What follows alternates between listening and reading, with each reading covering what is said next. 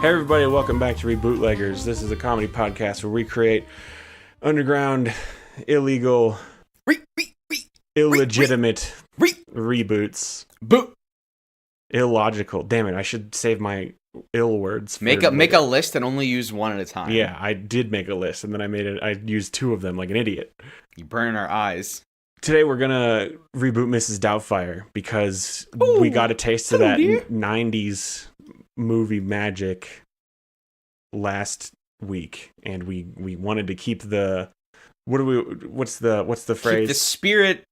True 90s kids always know. 90s kids will remember this movie as a movie from when they were very young. Very young. Mm-hmm.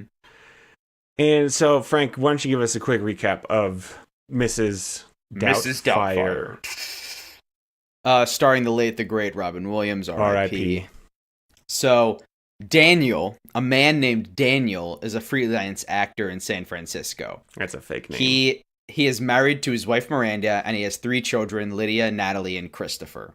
Daniel is not a good dad, and he's like selfish, blah blah blah. But he is like a good dad.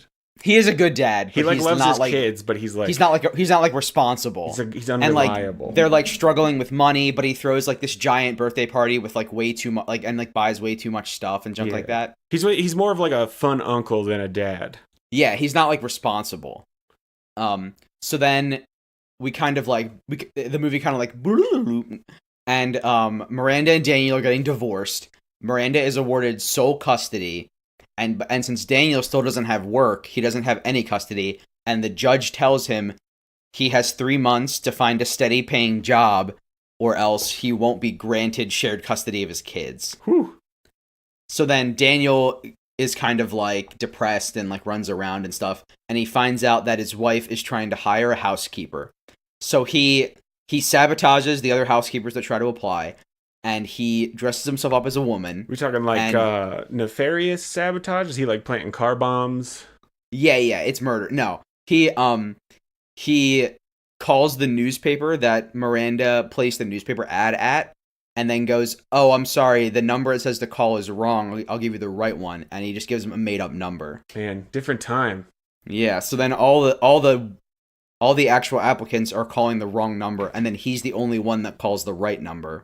Nowadays, they just got a website for those names. And he poses as a Scottish woman named Euphigenia Doubtfire. Euphigenia. She's like an old Scottish woman, too. She's not... Yeah. She's like young. 60s.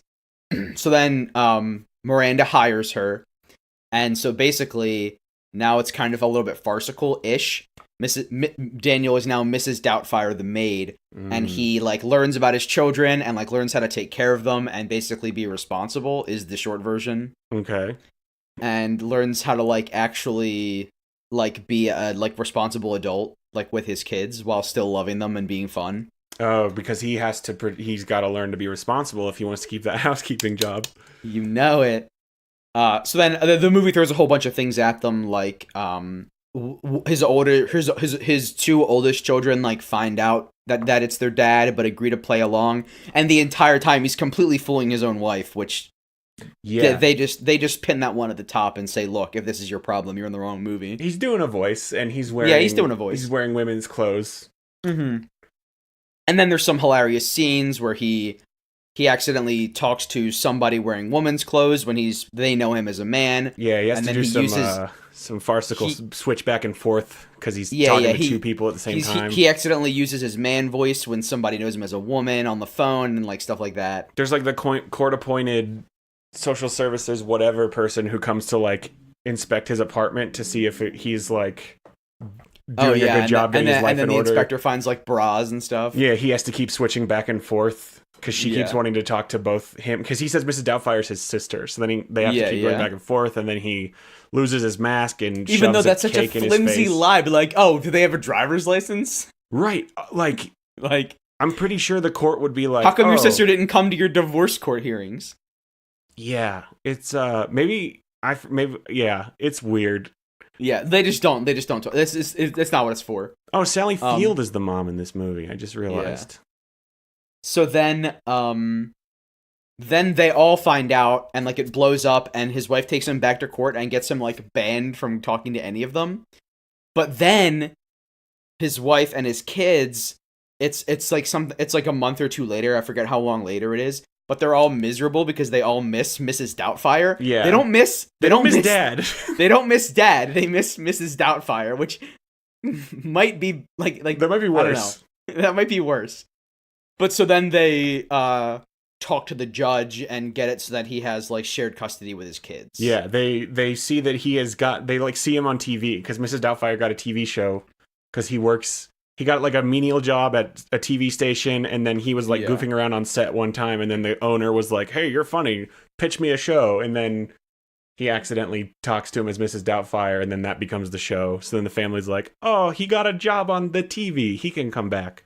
Yeah, so then he gets a job on the new TV show Euphegenia's House. Yeah, which is basically just Mrs. Doubtfire. Which is the plot of the movie that you just watched. It is?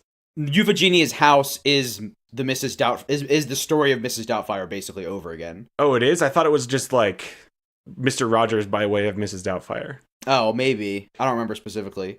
Yeah, so then they all live happily ever after, and it's like, I feel like this movie might have been, I don't know if it's like innovative or whatever, but it was early 90s, and you would have expected, in the 80s at least, for the man to just win back his wife, and then they, they become a family again. But in this, like, they don't get back together. They just learn how to live as this different type of family, which is kind of interesting. Yeah, and then he just gets to see his kids again. He just wants his kids back. Mm-hmm. Now, this movie's music was done by Howard Shore, who also did the Lord of the Rings trilogy, so they got that going for him. If there was no Mrs. Doubtfire, there probably would have been no Lord of the Rings. Yeah. I think that tracks. That makes sense. Okay, so let's get into our first segment. It's called Love It or Leave It. Love me or leave me or let me be lonely. And this is where we talk about what do we like, what do we not like, what are we keeping, what are we getting rid of. So, I mean, off the bat, I think what we like is funny man switching, or just funny person switching disguises to this idea of fractured identity. That is, I'll tell you what else we like is farcical switching back and forth. Gotta have your switching back and forth. Gotta have it. Need it. I really, really like that halfway through the movie, a subset of the children discover the secret. Yes.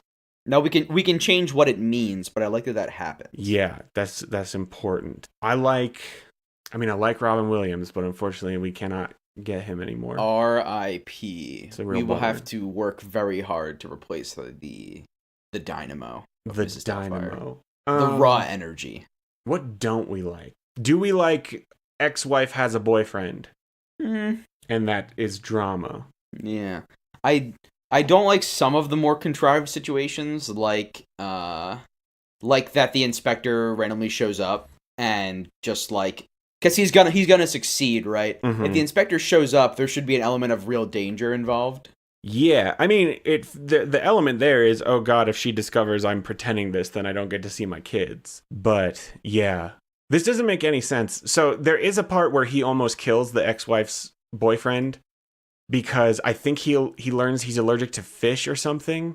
And so then he goes into like the kitchen somehow and like sprinkles, oh, he's allergic to pepper. And so he puts extra pepper on his food at a restaurant or something.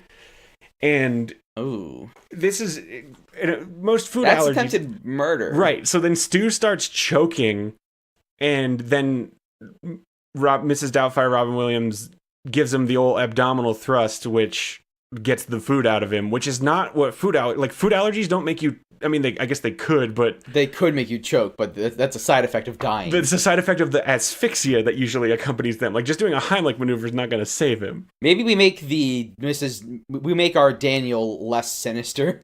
Yeah, he even says that. He goes, "Oh God, I killed the poor bastard," and then he runs over and saves his life. But yeah, maybe he doesn't try to kill him, or maybe he does.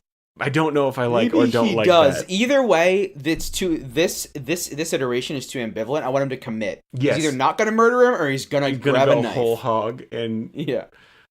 Ooh. Okay. How bad does he want to see his kids again? How bad? I like I just want my kids back. That's what I think we need that.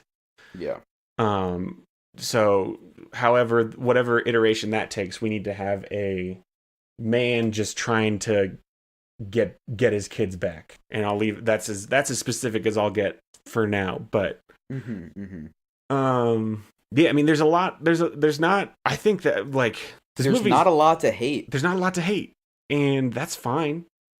And America agreed based on the box office numbers. Yeah, dude. What are we talking? Quadrupled its budget? Nope. Octupled. Half bill in profits. Yeah. Jeez. Well done, Mrs. Doubtfire. Okay. Do you have anything else then? No, I'm good to move. All right. We're going to move on to our next segment called When and Where.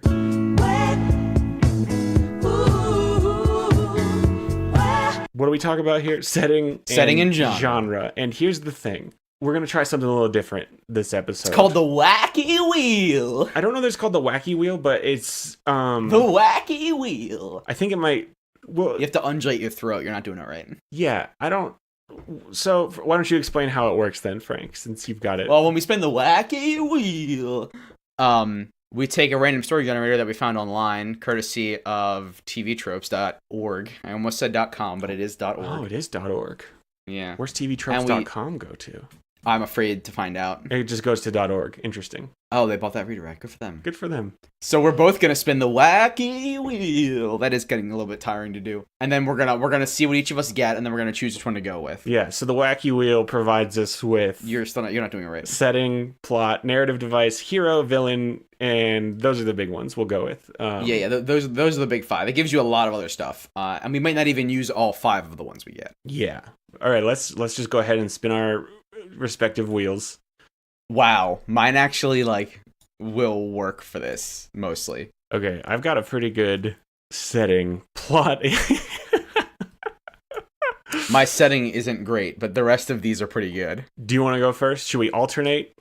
Let's take each of the line items, setting, plot, narrative, device, hero, villain, and then alternate. Okay, so what did you can go. So my setting that I got is the alternate world map, which is basically how it's a trope from a video game or like an RPG that I think we could pull it in here, but it's basically how you'll have your main world map, but then you'll discover that there's alternate versions, like alternate universes or different worlds that you can go to that have like similar, it's like a similar map, but it's different, or it could, I guess it could be just a completely different map, like you go to another planet or something. So I like the idea of Mrs. Doubtfire occurring in an alternate universe. In two realities. Yeah, it could be two realities in the same movie, or it could just be an alternate reality from our own. But two realities, oh my gosh, two realities in the same movie. Okay. What do you got? So mine, I think your setting is gonna win because my setting is the Wild West. Oh, that's very funny. But that could be good, but it's a big tonal shift. So that would be a huge tonal shift. What if we go with alternate realities, and in our reboot, Mrs. Doubtfire and Daniel are two discrete people. It's just in one universe, he's Daniel, it's like and the Jekyll other and Hyde. Yeah, in one reality he's Daniel, and in the other reality, Daniel is Mrs. Doubtfire. Like they're the same person, just different realities. I have an idea. This is there's two realities. I'm not sure how this is going to work 100%. Okay. Imagine that Daniel has a sad life where he's not allowed to see his kids. Mm-hmm. He goes to bed and he goes to sleep. And when he wakes up, he's Mrs. Doubtfire in the other reality, and he's allowed to see his kids and talk to them. And then when Mrs. Doubtfire goes to sleep, he wakes up as Daniel in the first world. So in the other reality is Mrs. Doubtfire. Mrs. Doubtfire is an actual woman, though. She's not an just actual woman, and she's got the same kids and is married to some other dude. She's just the nanny to these children, but not actually their father. Okay, so she's a nanny to the kids. Children. It's the same children, but they're not. Okay, yeah. Okay, I like that. Okay, or maybe he finds out that it is actually the same reality because Mrs. Doubtfire is their nanny, but he just never saw her. But he is her. Maybe we could do it that way. So you're saying when he switches, it's not actually like Mrs. Doubtfire and Daniel are two different people in the same reality. They just somehow switch bodies and think they're in an alternate reality. I like alternate reality. I want to make it. I do. Let's just keep it that. Let's keep it simple with two realities instead of one. Mm-hmm. Okay, should we talk about the plot line item here or during our next segment? Let's skip plot and let's do narrative device, hero, villain. Well, should we do hero and villain in characters segment because that's our next segment? Yeah, we should. We should. So let's just do So we're going alternate realities, multiverse, Mrs. Doubtfire. Multiverse Mrs. Doubtfire. We'll need to set up Mrs. Doubtfire 3000. So is it in a technologically advanced future? Is it just still in the 90s, but somehow somebody made a machine? I like if it's an alternate reality where we never really got out of the 90s, even though it's 2018. Like landline phones. So he jumped. So is Daniel newspaper ads. So is Daniel from the actual 90s, or both realities are an alternate? Oh, like that's the question. That's a good question. What if Daniel is from 1993? Mm-hmm. But then he goes to a reality where it's 1993 in 2018? Yeah. Okay. Maybe? Or it's just like, for some reason, in the alternate reality, it's like a more technologically advanced 1993. Like they... Yeah, there's something changed in history that made it just like a slightly... Yeah, like in their history, like nuclear actually took off. And so like sustainable energy is more Big of a oil thing. Never moved in. Yeah, maybe that could be a thing. Okay, so there's more... Yeah, we can get real political with that too. Yeah. So then, is it just like do we explain how the reality switch happened? Or is it just like one of those... I think we explain via Daniel finding out as he experiments. Yeah, I think he's going to see a scientist on TV or something talking about it, and then he'll go to that guy's office and be like, I saw you talking about this thing. What do you... And then he, they do that thing where he asks a bunch of like hypotheticals. So like, what if you wanted to jump between universes and all this stuff? And then he's like, well, you need blah, blah, blah. So he can have that friend. And then there's like a little bit where he thinks he's just dreaming, and then he thinks he's crazy, and then he realizes... Yeah. Because what I want is for Daniel to use the information Mrs. Doubtfire is able to learn about the copies of his kids. Right, yeah. He's going to learn from being Mrs. Doubtfire how to be a better dad still. Yeah. So when they first body switch, he's going to be like... I guess he's just going to straight up have the old lady voice and accent. He's not going to have to do a voice because that's the body. Yeah, but he's going to look in the mirror and be like, what? Oh my God. He's just going to be talking. He's going to, like, the phrases he uses will be what a 40-some-year-old white man would say versus a 60-some-year-old Scottish mom. But he'll say it in the... Yes. Okay. So then he realizes, like, wait, I'm in my house with my kids, but I'm a woman. What's going on? So then he puts it together. He's suddenly bad at being a nanny, and they're like, Mrs. Doubtfire, what's going on? Blah, blah, blah. Okay. Yeah, what Euphegenia? What has gotten into you? They call her by her first name. No, well, that's what the wife says. That's what the wife says. Okay. Do we need to establish like more world or anything? We'll do it live. Okay, so let's jump to segment 3. We call it Who Can It Be Now? Who can it be now? This is where we talk about characters, and then we'll also do some casting. So, we've already got Mrs. Doubtfire, the 3 kids, and the mom. Mm-hmm. Is there a villain?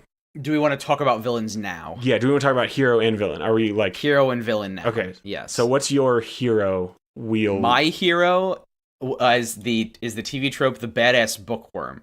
Now, the badass bookworm is a trope where... Is that similar to the guy in the chair? Sort of, but it's when the whole movie so far, all they've done has been the guy in the chair, but then in the clinch, they actually have skills and do something badass. Okay, interesting. Mine is, the hero that I got is heroic Russian emigre, which is like... Okay, maybe they're Scottish?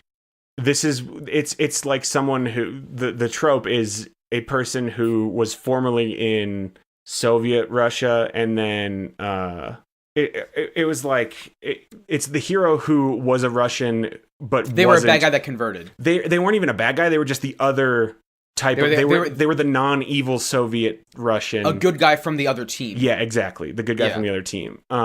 We could.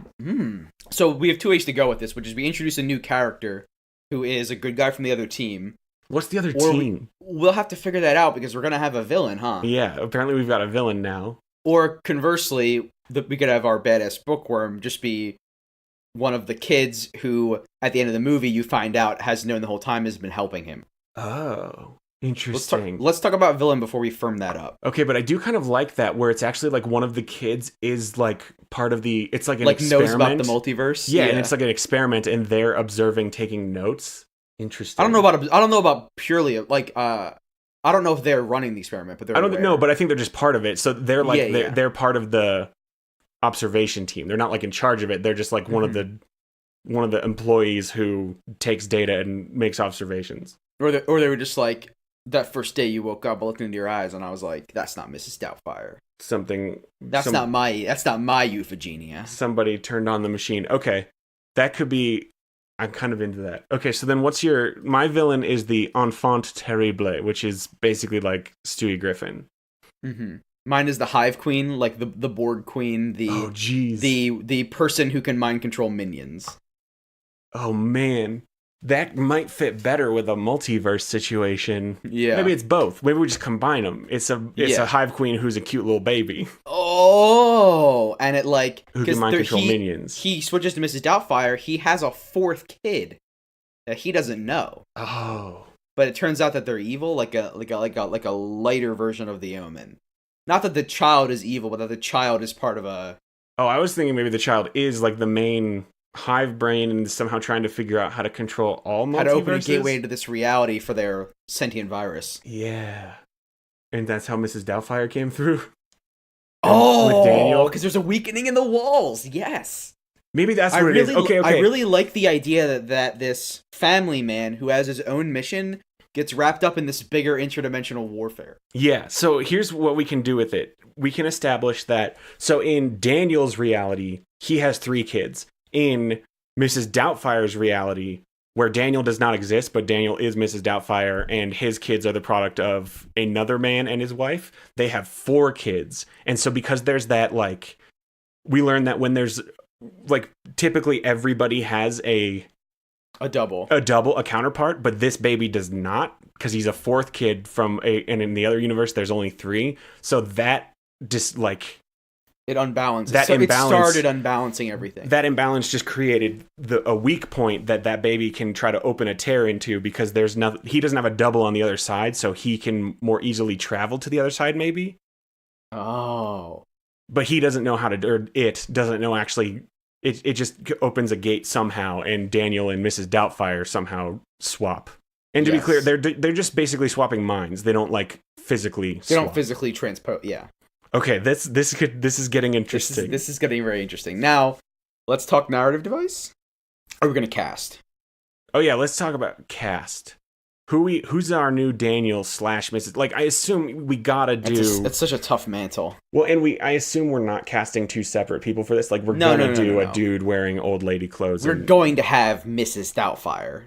Okay. Who's tough? Is there a new modern Robin Williams? Like, I know there's nobody who's gonna fill those shoes, but no. In the Aladdin remake, the voice of the genie is Will Smith. What? Yeah. Oh, in the new live action. The new Aladdin. For some reason, I was thinking of the second Aladdin movie they made where Robin Williams was not in it, and I was like, no. Huh? What if it's like? I mean, I guess it could be Will Smith. That'd be interesting. What if it's like Will Smith? I guess he's like, he does comedy roles, but it's not the same. Can we get a comedian? Because Robin Williams is like a comedian, an actual who is comedian. An actor. We could do like, we have seen John Mulaney play an old person, but it's just been an old man. Could we get John Mulaney as an old woman? I think that would pan out. He's stringy. He's stringy. Could we get... and Robin Williams is never stringy, but he pads himself out when he's dressed as Mrs. Doubtfire. Yeah, we could do... If we want somebody a little more round, we've got Patton Oswalt. Ooh, Patton Oswalt could be good. He's got those rosy cheeks. He does. Patton Oswalt could be very good for this. Mm-hmm. His voice is a little bit higher too, which helps for selling Mrs. Doubtfire. You know what? Let's just try it and see what happens. Patton Oswalt. Let's just do it. Put clown shoes on the man. Put clown shoes on the man. And why? Why clown shoes? Oh, because he's gonna be funny. Oh, he's already funny. Mm-hmm. Okay. We need to, so is he the hero? Is he our badass bookworm also? Or is that's one of the kids? I think that should be one of the kids. Okay. So, I mean, are we going to cast the kids? Because we're bad at We're casting. gonna get. We can't. I don't know anything about Hollywood 12-year-olds. We're just gonna get 3 kids. Yeah, we'll just get 3 kids. Here's who we get. We get who We'll turn on the Disney Channel and we'll just go you. Here's what I'm gonna do. I'm gonna just look up current Disney Channel shows. I'm gonna choose 3 kids. I can't even name the Disney Channel shows that I know the names of because all those kids are 20 now. Yeah. Okay. So we've got So we're gonna go pew, pew, pew, and just pick three childs off the Disney Channel, and let's move it on. Is Zendaya still on Disney Channel? I don't know. Yeah. Geez, I don't know who any of these people are. This isn't our market. We'll let the focus testers pull it. Just choose 3 Disney tweens and then a baby, and the baby can be anyone's baby. Now, the baby's gonna have to talk eventually when we realize it's the Hive Queen. Yeah. Peanut butter in the mouth, and we'll get a VO. Okay, so we won't even do the bad baby mouth CG that so many things do. Maybe he's telepathic. Telepathy could be interesting. Okay, and because babies are always touching their own heads, and so then that's like using his brain power. They are always touching their own heads. So who's the new ex-wife? It was Sally Field. Let me get a quick brush up on Sally Field. And we're gonna need to cast her husband now. Because she has a different husband in Mrs. Doubtfire's universe. It would be funny if we kept Pierce Brosnan. Hell yeah, she's married to Pierce Brosnan, and his name is still Stewart, because that makes it easy. Who's Madam President from the show Madam President? Madam Secretary? Who's Madam Secretary from the show Madam Secretary? Taya Leone? Oh, she's too young. She's 52. Oh, she looks good. Yeah, I mean, I think she'd be fine for having that kids. Works. 52, like, she could have a kid who's... She had kids a little later, which is a common trend these days, and then she's got a kid especially because it's modern times. She's got a 17... Right, she's got a 17-year-old, a 15-year-old, and then a 10-year-old, and then also a very small baby. Maybe like a 3-year-old. Maybe we make the baby like a 3-year-old. Yeah. Like, not completely... Not an infant. Yeah. That's fine. And then is there? I guess that's it. Who else do we need? That's really we have the husband. We already have the husband.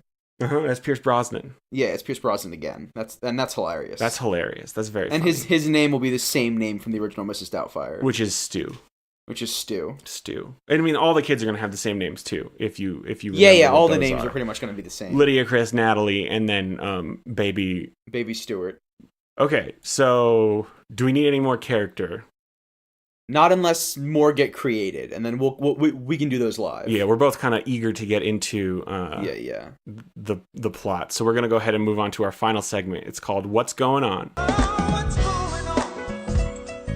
going on? And this is where we talk about what's going on. What's the plot? What's happening? What's the story here? What story are we telling, Frank? So. What story? I mean, it's at its heart, it's still, I just want my kids back. But now he did not choose to become Mrs. Doubtfire. He just is, and he learns to do housekeeper things because of what he's been forced into. So, do you want to do your generator first or mine? Yeah. This is the narrative device. Plot and narrative device probably can be combined. Oh, right. Yes. Okay. So I forgot there was a plot. Do you want me to do mine first? Because I think mine might not be what we use. Okay. I think mine is going to be what we use, and I think you'll like it. So my plot and my narrative device are going to be combined, and then you might as well do both of yours because it's my plot from the generator is I've got a plan, which is that the main character has a plan that they don't tell the audience, and the audience just watches them carry it out, like kind of like Ocean's 11.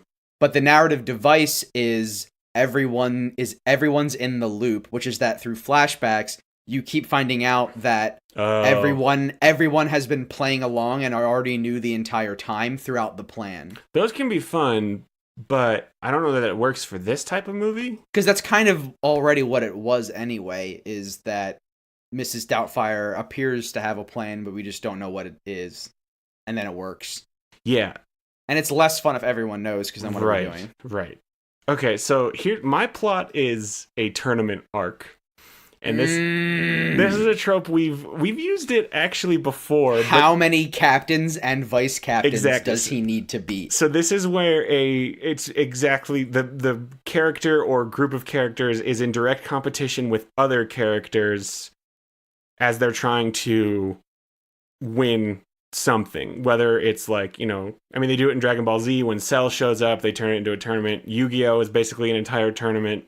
They do it a lot in animes. But I think that could be very exciting here because... Battle for reality. Exactly. And my narrative device is the misfit mobilization movement. And that's the thing you see in all the movies where... like you've got a ragtag bunch of misfits or just like the outcasts or the underdogs. But we're going to beat the Empire. And then they're all not great at whatever. And then they have a leader who gives them a rousing speech where they come together and they realize like our differences are what makes us special or whatever. And then they win.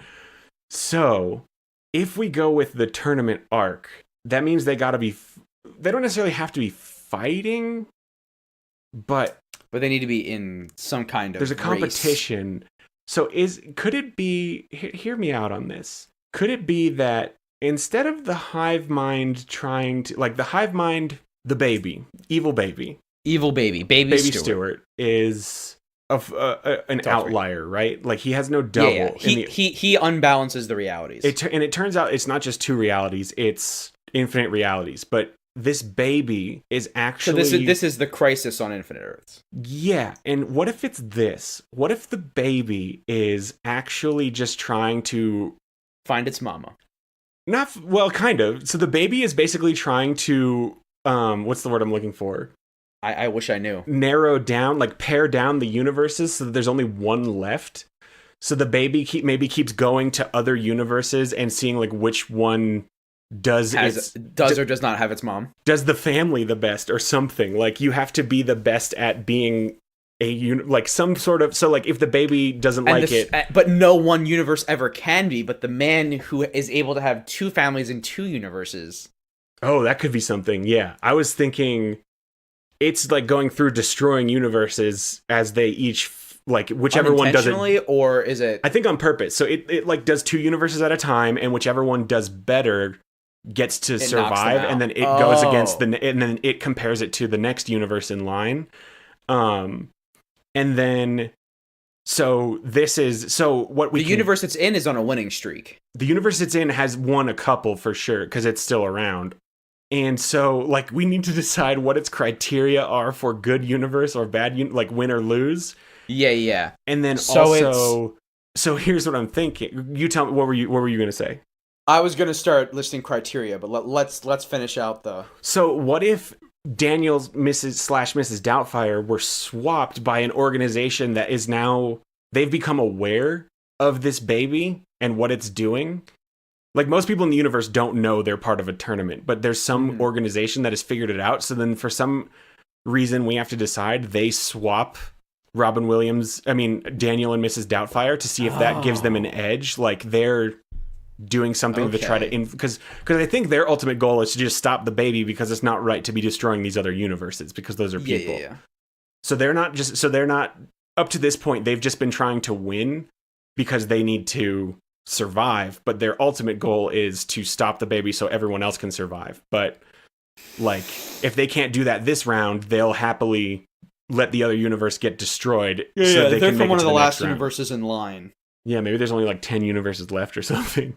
Maybe these are down to the last two. Maybe we're down to the last two, Frank. Maybe this is the last two. Yes. So the baby has various criteria like general fanciness, frequency of diaper changes, good cake. It's a baby still, right? Yeah, that would be perfect because then we can very easily explain why there's no fourth baby. Amount of peaks abooed. Yeah. We can explain why there's no fourth baby in the other universe, and it's because there's no fourth baby in any universe because this baby just exists outside of all of them, and it's just trying to find the best one to live in. Mm-hmm. And so when it enters a universe, it kind of like rewrites that family's memory or whatever, and like they just think they had a fourth baby, but then they just had a fourth baby. But then, but like they can't remember like they can't remember like going to the hospital when the baby was born, or they have like specific gaps in their memory they just never think about, and then when someone asks them about it, they're like, "That's weird. I don't remember bringing him home from the hospital," like stuff like that. Yeah. So obviously, once Daniel switches and becomes Mrs. Doubtfire, he will figure out that he's the only one that realizes that the baby is not a natural baby. Yeah, at first he'll just be like, "Oh, they had a fourth kid."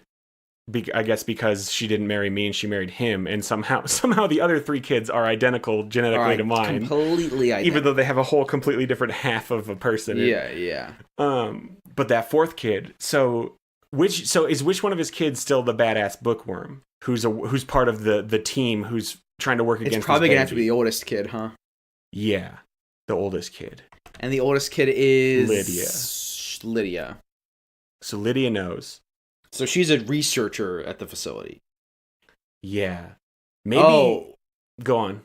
Does even she not know that this is that baby yet because her memory was rewritten? Yeah, that was going to be my question. Like, how is it that she, like, it seems very convenient that she's part of the organization that knows what's going on and the baby is her baby brother. So either she doesn't know or she's someone who does know, and maybe she's from a completely different universe, and she's been chasing the baby by inserting herself into its family every time. I was just gonna say that she switched from a universe that the baby then destroyed and can't go back. Yeah, so the Lydia of this universe died in the body of the other universe, is what you're saying. Mm-hmm. Yeah, that works. Yes. So she's basically, since the last universe, is following the baby. Yeah. And so maybe she did so forget. Then she realizes that that Mrs. Doubtfire, the new maid, is also a multi-universal transplant. Yeah. Okay. So and brings them in Men in Black style. Yeah. So I like what you said. I think that Lydia did forget. So Lydia remembers that she's from an alternate universe and that she's looking for the baby, the bad baby. But the bad baby. But she switched, obviously, like before the universe got destroyed. And so then the baby arrived after her and joined her family, and because she was part of that family, rewrote those memories. So she knows she's part of the team, but she doesn't realize that the baby is this baby. Yeah. Now, we can go, I guess, 2 ways with it. We can be a little bit scary, where, like, when Mrs. Doubtfire sees the baby, it's like an alien baby that's not cloaked. And he's like, what is that? I don't think we do that. I don't think we do that either, because I don't want it to be just instantly obvious that, oh, this baby's bad. But it's just that obviously the memory rewriting didn't affect him, and so then when there's holes in the story, he's like, hold on. Yeah. That's perfect, because so here's what we can do. Hit me. Talk to me, Goose. Lydia somehow figures out, maybe does the baby join the same family every time? That would be great, yes. So the baby joins the same family every time. So Lydia from we'll call it the old universe, the one that's destroyed. She jumps to the current Mrs. Doubtfire universe, knowing that's where the baby's gonna go. And because she knows that the baby always joins this family, and that in every reality this family only has 3 kids, she, before she jumps, also sets up to swap Robin Williams and Mrs. Doubtfire. But the swap won't happen until after the baby moves universes. So that way when Daniel comes to the Mrs. Doubtfire universe, his memory wasn't wiped, and he'll think it's interesting that there's a fourth child in this family. And then that's all her hope is that get her suspicious. Yeah, her hope is because she knows her memory's going to get get wiped. She needs to plan to make herself find it out again. Yeah, so she sends this guy who's just, she swaps him. So just this bull in a china shop. Exactly. And he'll knock over the right teacups. The analogy is becoming... Yeah. And then when the teacup breaks, she goes, I remember that tea. I remember now. Because so she definitely remembers she's on the team somehow. Yeah. Does she just have like a journal, a video diary that she plays? She makes herself play. A video diary. So she doesn't actually remember anything about this until like she watches the video diary, and it like reminds her, here's where you come from, here's what's going on. It really just takes the lid off her brain pan. But then she'd be able to just tell herself, I brought your dad over from another reality, so that she could just tell herself it's the baby. It's not a video diary. All she had to do to time for was to write one really quick post-it note. Different universe. You're from a different universe. Yeah, you're from the other one. This isn't your home. That's all it says. I think here's what she does. She gives herself an address, and that address is the location of the organization that exists in every universe. It's basically like It's like a touchstone. It's a multiverse touchstone that this street intersection is always the headquarters. It's a large hadron collider. We'll just make it real easy. The first day the collider turned on is when suddenly this baby started jumping. Yep. Because the collider was turned on in every universe at the exact same time. The collider's like the multiverse constant. The baby's name is Barry. Am I doing a thing? Is that from something? It's from The Flash. Oh, was the... No, but I still like it. Just because they did it doesn't mean we can't. I didn't even know they did it. So yeah, I think that's what we do. We just take that trope. So then she goes, they tell her, oh, you're not from this universe. And Our scanners. And then we can't give it to you though, otherwise you'd use it on the baby too early in the movie. Yeah, they brief her. Oh, right. Well, yeah, because they're like, we can't scan. The scanner's a huge, like, it's like an airport. It's like an MRI. It's like an MRI. Yeah, like, you can't. Have to get it's not portable. Yeah. So then they tell her what's up. They're like, oh, you're from an alternate universe. You must have been part of our group in that universe. We call it 7B-2. Here's what we're doing. Something is jumping around destroying universes. You need to figure out what it is. You need to help us figure out what it is. Yeah. Clearly you're involved in this somehow. So then we gotta get back to Mrs. Doubtfire. We haven't talked about her at all. Yeah, this is all just set up. So Mrs. Doubtfire, Daniel and Euphigenia, let's make it easy. Well, but when we say Daniel, when we talk about Daniel or Euphigenia, it means the same consciousness currently on screen in the movie. So first name is consciousness, second name is body. Is that what you're saying? Well, it's one consciousness. Oh, you're saying Daniel, Euphigenia as two things. I thought you were combining them into a name. No. So Daniel, when we say Daniel, we mean... We mean in Universe 1 acting as Daniel. When we say Euphigenia, we mean in Universe 2 acting as Euphigenia. Okay. Because there's not actually a switch. He's the same person. Right. It's just his consciousness is moved. Mm-hmm. So Mrs. Doubtfire is like, I'm suddenly Scottish. And these are my kids, and I love them. And so we get to do some comedy things where she's like, never made breakfast. Yeah. She doesn't actually. She's very bad at making pancakes. And then they go, when are you gonna put on the bangers? And she goes, I don't know what you're talking about. Why are you calling them bangers? Why are you calling them bangers? I didn't teach you this. And you're also American, you weirdos. So then. The whole time, I guess he's just like, this is a dream, what the hell? And then... Oh, and this is one of the first gaps, right? Is she's getting breakfast ready, and she makes breakfast for 3, and then she sits down, and then one of the kids goes, aren't you going to get baby Stewart's baby food? And she's like, and what? Mrs. Doubtfire goes, what? Yeah. And then the baby's just like, my bed, I'm a baby. Yeah, I'm the baby. Says something cute, not the mama. Yeah. Not the mama, yeah. So then, is there like a tell that does Lydia know, like, do they inform Lydia, Wink. Here's how Wink. you can, like, watch for alternate beings? Maybe Lydia thinks that, that would be, so Lydia originally thinks that Mrs. Doubtfire is the universe-destroying being. Because she's like, tries to trip her going down the stairs. Yeah, because she's like, you clearly don't know what's going on here. You don't belong here. And then she's like, I didn't do this. Yeah, he goes, I'm your father. I didn't want to be here. Yeah, and Mrs. Doubtfire goes, I'm your father, and then Lydia says, I don't care. Wait, hold on, what? Yeah. So then they find out Mrs. Doubtfire is her dad from a different alternate universe, and then she has to figure. So then together they start like, she's like, there must be a reason you got brought over. So at some point she's got to figure out that she's the one who brought him over. Yeah. That'll happen. She just figures out that she's the one who did it. She's like, there's a reason I brought you.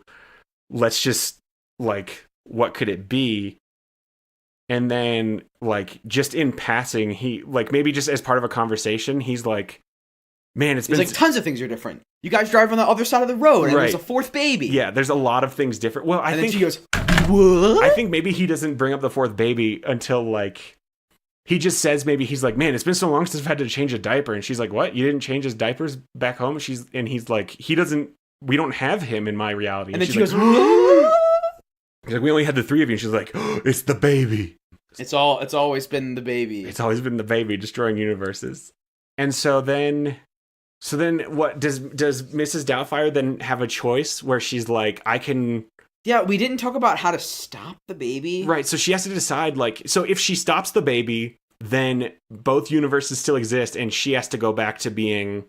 Sad Daniel. To being Sad Daniel. And possibly having to, like... I mean, he doesn't want to go back to that. Or he can let the baby win, and he can stay here where he is an old Scottish woman, but he gets to spend every day with his children who he loves, and then also this baby who is evil. Yeah, the Sophie's bargain, the devil's choices. They figure out they have to trick the baby into deciding to destroy it, and then at the last second they pull a switcheroo and they make the baby combine just the good parts of both universes. Oh, I was gonna say that but then that's I feel like that makes it too neat because then all the bad parts go away. What do we define as a bad part though? This is gonna be like a PG-13 adventure movie. So it's just gonna end up with one good universe. So you're saying I see where you're going with this. In the new universe, there's a Daniel and a Mrs. Doubtfire, and they both love the family, and they get to become friends. Do they get married? Yeah, I don't think they get married. There's a pretty big philosophical question involved in that. But I think too when she says like she reveals I'm your dad, she goes. She thinks he means Stuart, Pierce Brosnan. Yeah. And he's like, what? No, God, no. I'm Daniel. And she's like, oh. Never. I guess in this reality... I love Pepper. I guess in this reality, you're a woman and not my dad. Okay. So, yeah, I guess they could trick the baby. In the good reality, Stuart is Mrs. Doubtfire and Daniel has joint custody of his kids. And the mom doesn't have a boyfriend. So Stuart... I like the idea, man, combining universes is pretty good, but I like the idea that Mrs. Doubtfire has to make the choice. If I let the baby win, then that other universe gets destroyed, and this universe becomes, like, I get to stay here, but he's gonna... But also the baby's not leaving, and that makes that weird. Maybe they do figure out how to get rid of the baby. Well, so that's what I was going to say. What I was going to say is he does choose to stop the baby and preserve both universes because he realizes when I go home, I can become better. Like I can use what I've learned here to get back together with my kids there. Interdimensional timeout. Okay. He puts the baby in an interdimensional timeout. Oh, they just like imprison the baby in between worlds. You've been a naughty boy, and we bring in the super nannies. The super nannies from CERN. Yeah, that works because that's what they call themselves because they take care of the baby. Yeah, so he's gonna not want to. And it has been naughty. Yeah, did you just spank a baby? Is that what that clap was? Yep, okay. Got a live baby. It's a very quiet baby. So yeah, he'll not want to do anything at first because he's like, no, I actually love it here. Like, yeah, I'm a Scottish lady, but I get to be with my kids. What are you gonna do? And his baby's weird, but then they convince him, like, you realize that your kids in that other universe are gonna die then. And then he's like, oh, okay, well, I guess I'll go. That sucks. Those are the kids I know. Those are the kids I know. So then he decides, she's like, you can be better because this is who you are in this universe. You can do these things in your universe. You can go be a good dad. And maybe the whole time in this other universe, Mrs. Doubtfire in Daniel's body has been just great, getting his life together for him. Yeah.